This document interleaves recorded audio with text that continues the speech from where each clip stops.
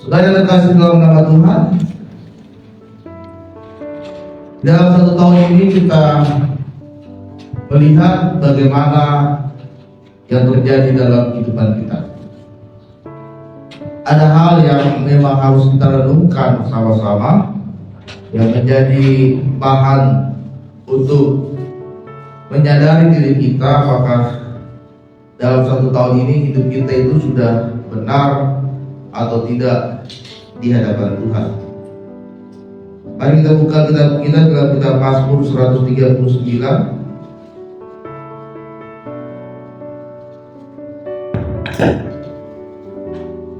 Mazmur 139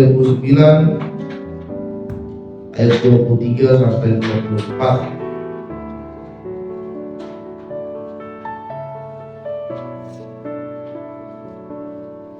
Demikianlah firman Tuhan. Selidikilah aku ya Allah dan kenalah hatiku, ujilah aku dan kenalah pikiran-pikiranku. Lihatlah apakah jalanku serong, dan tuntunlah aku di jalan yang kekal. Tema firman Tuhan pada saat pagi hari ini adalah refleksi diri kepada Tuhan. Tema firman Tuhan adalah refleksi diri kepada Tuhan. Saudara yang terkasih dalam nama Tuhan Yesus,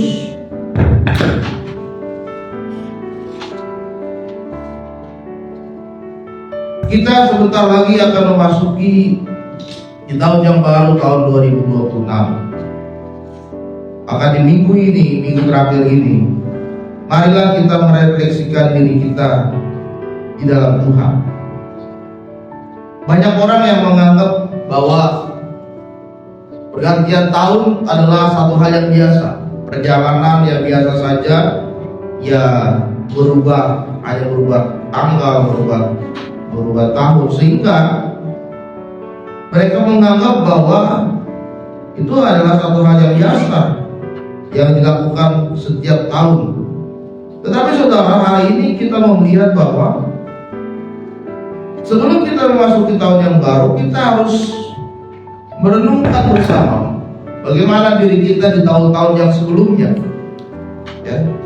Merefleksikan bersama bagaimana kita melakukan kehidupan kita di dalam tahun ini, saudara. Itu sebabnya di dalam Mazmur 139 dikatakan, selidikilah aku ya Allah, kenalah hatiku, kenalah pikiran-pikiranku, apakah jalanku serong. Kalau serong, tuntunlah aku kepada jalan yang kekal, kepada jalan kebenaran Tuhan. Mari kita merefleksikan apa yang dimaksud itu dengan refleksi. Refleksi adalah bagaimana kita bisa merenung, melihat kembali suatu peristiwa yang ada di dalam diri kita sendiri, dan secara sadar kita melakukan pembelajaran dan pertumbuhan untuk ke depan. Artinya saudara, ada hal yang harus kita renungkan di dalam 1 tahun ini. Ada hal yang harus kita sadari di dalam 1 tahun ini. Apa yang harus kita renungkan? Apakah kita selama 1 tahun ini sudah setia kepada Tuhan? Bagaimana kita beribadah? Bagaimana kita melayani Tuhan? Apakah kita sudah setia kepada Tuhan? Apakah di dalam 1 tahun ini kita sudah meninggalkan segala dosa kita? Atau jangan-jangan 1 tahun ini hidup kita makin jatuh di dalam dosa, hidup kita semakin berada di dalam kegelapan dunia ini? Apakah hubungan keluarga kita dalam 1 tahun ini semakin harmonis, semakin baik-baik saja, semakin ada damai sejahtera di keluargamu, semakin ada sukacita di tengah-tengah keluargamu? Atau dalam 1 tahun ini hubungan keluarga kita berantakan, tidak ada komunikasi yang baik antara orang tua dengan anak, antara suami dan istri, antara kakak beradik dan saudara-saudara yang lainnya? Apakah di dalam 1 tahun ini kita semangat bersyukur atas pemberian Tuhan? Pemberian Tuhan bukan hanya berbicara tentang berkat, tetapi semua yang terjadi dalam kehidupan kita selama 1 tahun ini. Baik ketika saudara sedang sakit, apakah saudara bisa bersyukur? Baik ketika saudara sedang ada masalah, apakah saudara masih bisa bersyukur? Baik ketika saudara sedang berada di dalam kondisi yang sangat sulit sekalipun, apakah kita masih bisa bersyukur di dalam tahun ini? Atau malah semakin terjadi sesuatu dalam hidup kita, kita semakin menyalahkan Tuhan, kita semakin kecewa, semakin jauh dari Tuhan. Apakah kita sudah menggunakan semua berkat yang kita terima dari Tuhan untuk memuliakan nama Tuhan? Jangan-jangan kita diberkati tahun ini malah semakin membuat kita menyombongkan diri, semakin membuat kita lupa akan Tuhan, semakin menjadikan Tuhan itu yang nomor 2, nomor 3, bukan nomor pertama, bukan prioritas yang pertama dalam hidup kita. Apakah dalam tahun ini kita sudah mengampuni orang yang bersalah kepada kita, yang melukakan hati kita, yang memfitnah kita, yang menjelekkan kita? Atau kalau tahun ini kita semakin menambah daftar list orang yang kita benci, menambah akar-akar kepahitan dalam hidup saudara, menambah daftar-daftar orang yang saudara dendami sama tahun ini? Apakah dalam tahun ini saudara sudah menghabiskan waktu lebih banyak untuk membaca firman Tuhan dan berdoa? Atau jangan-jangan tahun ini semakin berkurang jam saudara untuk berdoa dan baca firman? Berapa banyak yang saudara sudah doakan dalam tahun ini? Apakah bertambah dari tahun sebelumnya? Nah, ini yang harus kita renungkan saudara. Di minggu kita mengakhiri tahun ini dan memasuki tahun yang baru, harus ada perubahan, harus ada pertumbuhan hidup kita. Jangan sama dengan tahun-tahun yang lalu. Hidup kita makin hancur, hidup kita makin jauh dari Tuhan, hidup kita makin tidak kenal Tuhan sama sekali. Maka hari ini waktunya kita merefleksikan diri kita di hadapan Tuhan. Ada 3 hal yang harus kita pelajari. Yang pertama saudara, refleksi Tuhan agar Tuhan bisa menyelidiki hati kita. Yeremia 17 ayat 9 berkata, betapa liciknya hati, lebih licik daripada segala sesuatu. Hatinya sudah membantu, siapakah yang dapat mengetahui? Yeremia 17 adalah firman Tuhan yang disampaikan kepada Nabi Yeremia, kepada orang-orang Yehuda. Tuhan berkata bahwa orang-orang Yehuda itu merupakan orang-orang yang licik. Kenapa licik? Karena mereka sudah melihat penyertaan Tuhan.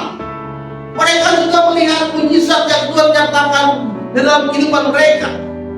Tetapi saudara, mereka masih tetap saja melakukan dosa.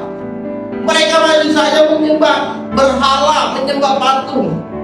Padahal Tuhan sudah menyertai hidup dia, padahal Tuhan sudah memberkati kehidupannya. Tetapi mereka masih tidak mau meninggalkan dosa. Makanya Tuhan berkata mereka adalah orang-orang licik. Orang-orang licik adalah orang-orang yang kelihatannya baik di depan mata, tetapi hatinya busuk. Dan Tuhan ingin agar di akhir tahun ini, biarkan dia yang menyelidiki hati saudara, biarkan dia yang mengubahkan hati saudara. Hari ini adalah waktunya Tuhan mengubahkan hati kita. Ada banyak orang yang sangat licik. Di dalam Alkitab ada orang yang Babilonia yang membangun menara Babel. Mereka membangun menara yang sangat tinggi. Untuk apa mereka bangun menara sangat tinggi? Karena mereka ingin menunjukkan bahwa kekuatan manusia itu lebih hebat daripada kekuatan Tuhan. Dan apa yang terjadi? Tuhan mengacaukan mereka semua. Dalam bahasa mereka dikacaukan. Lalu bagaimana Raja Saul? Ketika Tuhan berkata kepada Saul bahwa dia akan digantikan oleh Daud, apa yang terjadi saudara? Dia tidak menerima jabatan itu, dia tidak menerima posisi itu. Dia benci sama Daud, bahkan dia berusaha berkali-kali untuk mencari dan membunuh Daud.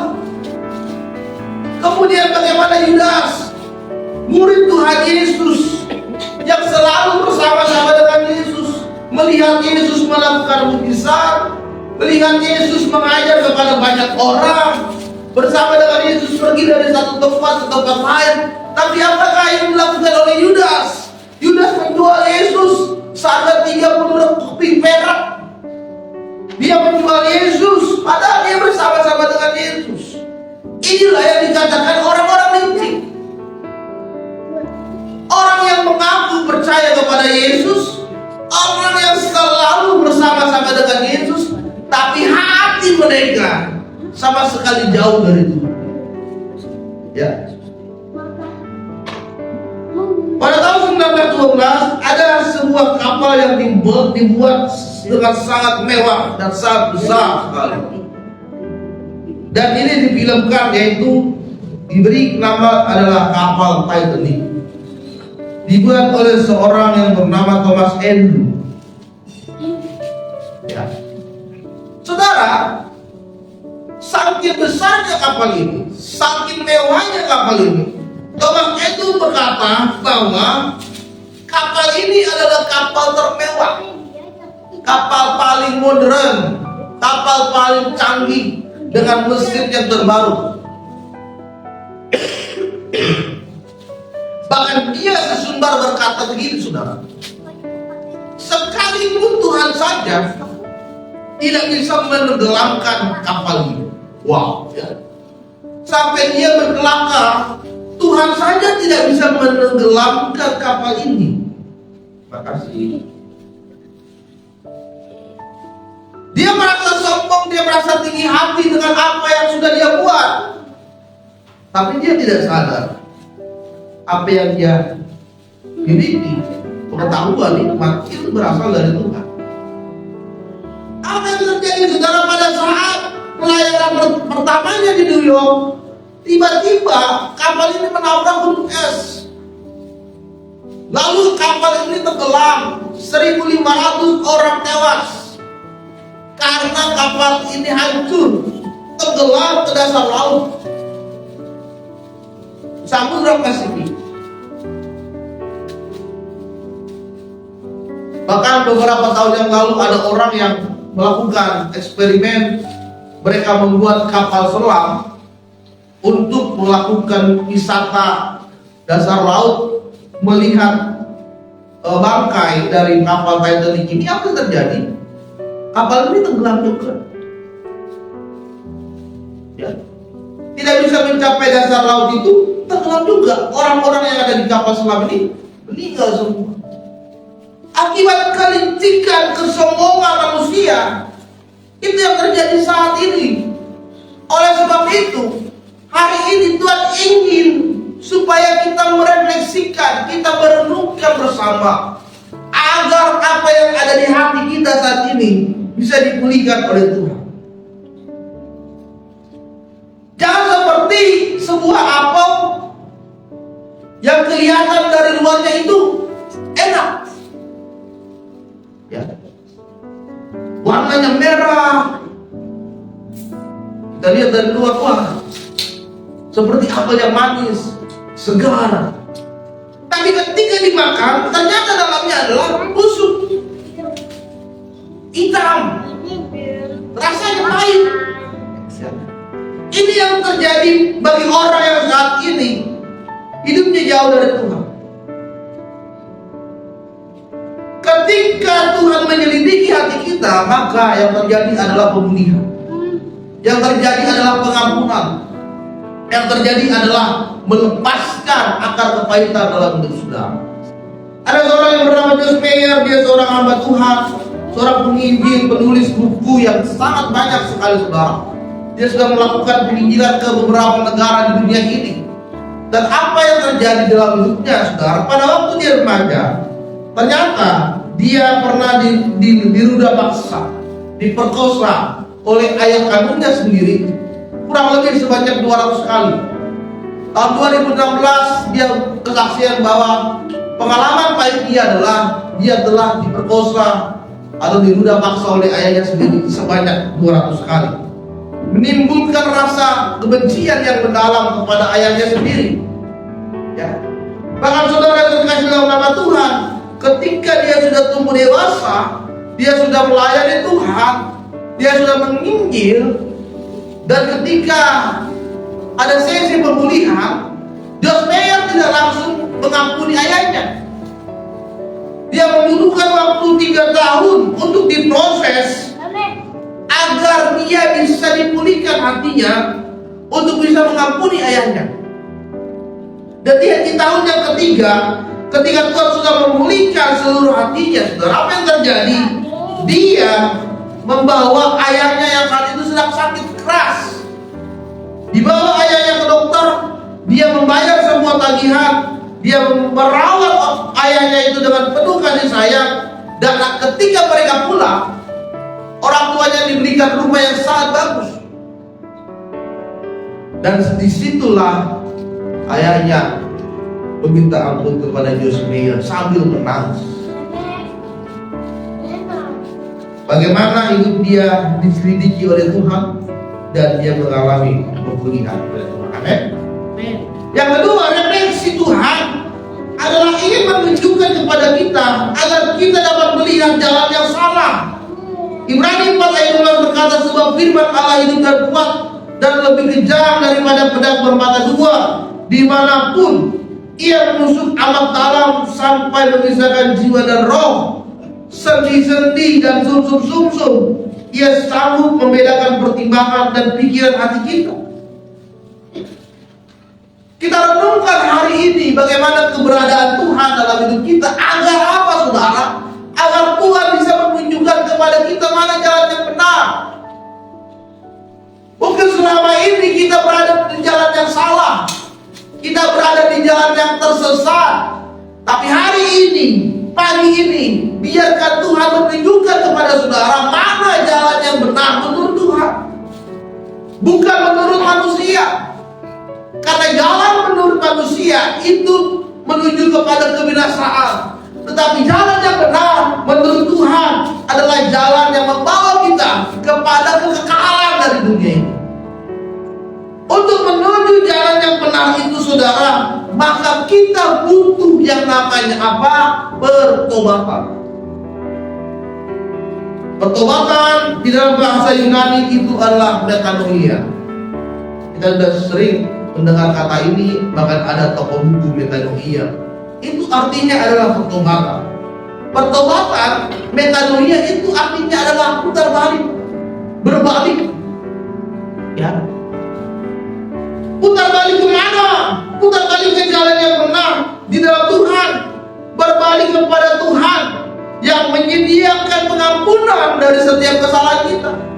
Kalau kita tahu itu salah, kalau kita tahu kita sudah tersesat, maka jangan diteruskan jalan yang salah itu. Maka jangan diteruskan jalan yang sesat itu. Mari kita putar balik. Mari kita bertobat. Mari kita kembali kepada jalan yang benar. Kita tinggalkan jalan yang salah itu. Kita tinggalkan jalan yang gelap itu. Kembalilah kepada Yesus. Dia akan menunjukkan kepada saudara jalan kebenarannya itu. Tetapi Bapak Ibu Saudara, dalam akhir-akhir ini ada banyak sekali orang yang tidak mau bertobat. Ya.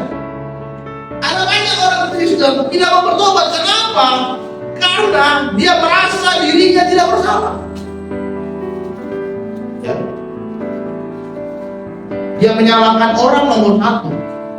Tapi ketika dia ditegur, ketika dia dikritik, ketika dia dinasehati, dia tidak mau. Dia malah makin marah besar. Karena apa? Dia merasa dia tidak bersalah. Dia merasa apa yang dia lakukan itu benar. Orang tidak mau bertobat karena apa? Karena hatinya keras. Dan dia sudah terbiasa dengan dosa, sudah nyaman dengan dosa itu. Tidak mau melepaskan dosa itu. Orang tidak mau bertobat karena apa? Dia takut kehilangan kenyamanan dunia. Suka mabuk-mabuk, minum minuman keras, rokok, ya kan, main judi, main yang lain. Itu kan enak menurut dunia. Ya. Main judi online, dia pasang 100.000, dia dapat 10 juta. Itu kan enak. Padahal dia tidak tahu bahwa itu salah dan itu berdosa. Orang tidak mau bertobat kenapa? Karena dia menunda-nunda terus pertobatan. Nantilah dibaptis ya tahun ini, enggak lah, belum siap. Nantilah tahun depan. Tahun depan, aduh belum siap saya. Tahun depan lagi. Menunda-nunda pertobatan. Tidak menyadari kebaikan Tuhan. Sama seperti yang dilakukan oleh orang Israel yang dikatakan di dalam kitab Yeremia. Mereka sudah menyadari melihat Tuhan itu begitu baik, tapi mereka tidak mau bertobat. Mereka tidak menyadari kebaikan Tuhan yang begitu berharga bagi mereka. Kita sudah disembuhkan dari sakit, kita sudah dicukupkan kebutuhan hidup kita, kita sudah dinaikkan jabatan pekerjaan kita sudah dinaikkan penghasilan kita karena Tuhan. Tapi kita tidak menyadari kalau itu kebaikan dari Tuhan, sehingga kita tidak bertobat. Dan kenapa tidak bertobat? Karena dia malu dan takut bahwa dosanya akan diungkapkan. Saudara, refleksi diri kita adalah waktunya Tuhan untuk melakukan pemberesan dalam hidup saudara. Kalau saudara mau dibereskan, mari biarkan Tuhan yang memulai dari sekarang. Biarkan Tuhan buka hatimu untuk mulai bertobat dan tinggalkan dosa. Yang ketiga, refleksi dengan Tuhan artinya adalah Tuhan menginginkan agar kita semakin dekat dengan Dia. Yakobus 4 ayat 8 berkata, mendekatlah kepada Tuhan dan Dia akan mendekat kepada engkau. Dengan merefleksikan di akhir minggu ini saudara, di akhir tahun ini, biarlah tahun depan kita semakin dekat lagi kepada Tuhan. Yang tadinya kita jauh, yang tadinya kita jarang-jarang berdoa, jarang-jarang ibadah, jarang-jarang baca Alkitab, jarang-jarang bangun mesbah doa keluargamu. Tahun depan, mari semakin dekatkan diri kepada Tuhan. Mari semakin lagi mengenali Tuhan di dalam hidup saudara. Karena apa? Karena Tuhan itu sumber. Sama seperti sebuah pohon yang besar. Firman Tuhan katakan, kita ini rantingnya. Pohon anggur yang manis, yang besar, yang berbuah lebat. Dan kita adalah rantingnya. Di mana ranting itu saudara? Itu makan dari pohon yang besar ini, dari akar pohon yang besar ini. Ya. Kalau kita tidak melekat, kalau kita tidak menempel kepada pokok anggur itu, maka apa? Kita tidak berbuah. Daun-daun kita akan kering, hidup kita akan kering, maka kita akan mati. Orang yang jauh dari Tuhan, dia akan kering, dia akan mati. Dan firman Tuhan katakan, dia akan dicampakkan ke dalam api lalu dibakar. Refleksi diri hari ini adalah waktunya kita menjadikan Tuhan yang terutama dalam hidup kita. Jadikan Tuhan, membuat kita lebih lagi bersandar kepada Tuhan, nempel terus dengan Tuhan. Karena tanpa Tuhan, hidup kita tidak ada apa-apanya. Tanpa Tuhan kita akan kering. Kering itu artinya saudara, tidak ada berkat Tuhan dalam hidup saudara. Tidak ada mujizat Tuhan dalam hidup saudara. Tidak ada kuasa Tuhan yang terjadi dalam hidup saudara saat ini. Mazmur 62 ayat 2, hanya dekat Allah saja aku tenang, daripadanya lah keselamatan. Ketika kita dekat dengan Tuhan, bukan berarti semua masalah hilang. Masalah tetap ada, masalah tetap terus berjalan. Tetapi Daud berkata di dalam Mazmur 62, hanya dekat Allah saja aku tenang. Mazmur ini dia tuliskan ketika dia sedang berada di pelarian, dikejar oleh tentara-tentara Saul karena dia akan dibunuh. Karena dia sudah diurapi sebagai raja Israel menggantikan Saul, tapi Saul tidak mau terima. Saul masih ngotot bahwa dia adalah rajanya, Dan dia ingin mengejar Daud, bahkan ingin membunuh Daud supaya tidak ada yang digantikan dia. Tapi Daud berkata, hanya dekat Allah saja aku tenang. Dekat Tuhan saudara akan merasakan ketenangan. Masalah yang saudara hadapi tidak membuat saudara stres, depresi, tapi membuat hidupmu semakin tenang. Sukacita semakin bertambah. Damai sejahtera tetap selalu ada dalam keluargamu. Ya. Dan masalahmu akan terasa ringan, tidak berat.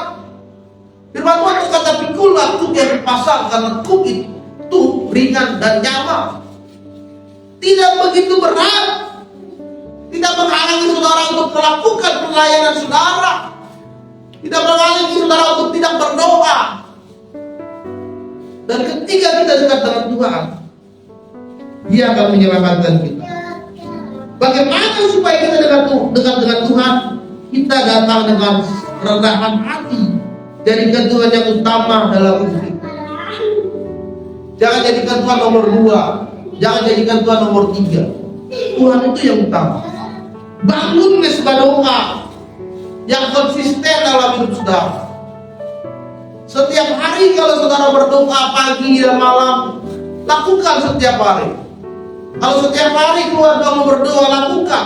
Jangan minggu ini berdoa, minggu depan enggak konsisten. Ya. Semakin lagi kita cari Tuhan dengan sungguh-sungguh, tidak lelah kita datang untuk mencari Tuhan. Dekat dengan Tuhan kita lakukan dengan kita semakin taat, melakukan kehendak Tuhan, menjauhkan diri dari dosa, dan kita semakin lagi setia dalam melayani Tuhan. Maka kalau saudara lakukan ini, merefleksikan hidup saudara di akhir tahun ini, maka tahun depan kita akan siap menyambutnya dengan harapan yang baru, dengan berkat yang baru, dengan urapan yang baru, dengan mujizat yang baru, dengan semangat yang baru dari Tuhan. Jadi kita nggak takut lagi menghadapi tahun depan. Kita percaya kalau Tuhan beserta dengan kita, tahun depan pasti lebih baik. Tahun depan pasti hidup kita semakin lebih baik. Tahun depan pasti pelayanan kita lebih baik. Tahun depan keluarga kita lebih baik. Tahun depan pekerjaan usaha kita pasti akan lebih baik. Dan sebab itu saudara, pagi hari ini mari kita merefleksikan diri kita untuk menyambut di tahun yang baru. Ada perubahan, ada sesuatu yang berbeda terjadi, ada pemulihan yang terjadi, ada pertobatan yang terjadi dalam hidup kita. Amin.